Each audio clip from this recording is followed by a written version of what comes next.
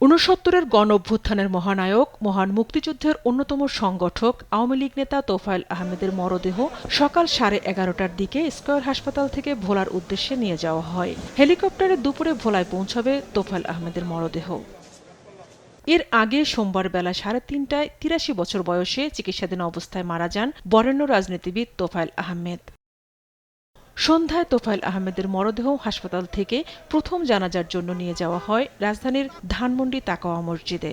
সেখানে বাদ মাগরিব জানাজা অনুষ্ঠিত হয়। সর্বস্তরের মানুষ অংশ নেয় জানাজায়।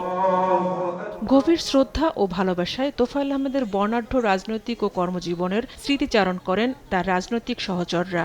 আমি শুধু বলবো যে তোফায়েলের আত্মার শান্তি কামনা করছি। বাংলাদেশ যতদিন থাকবে তোফায়েল ভাইয়ের স্মৃতি মানুষের মনে ততদিনই থাকবে। এই মুহূর্তে ওনাদের মতো লোকের দরকার ছিল।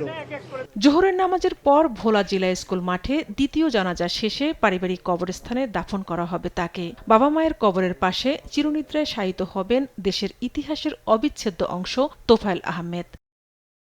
ঝর্ণা রায়, দেশ টিভি, ঢাকা।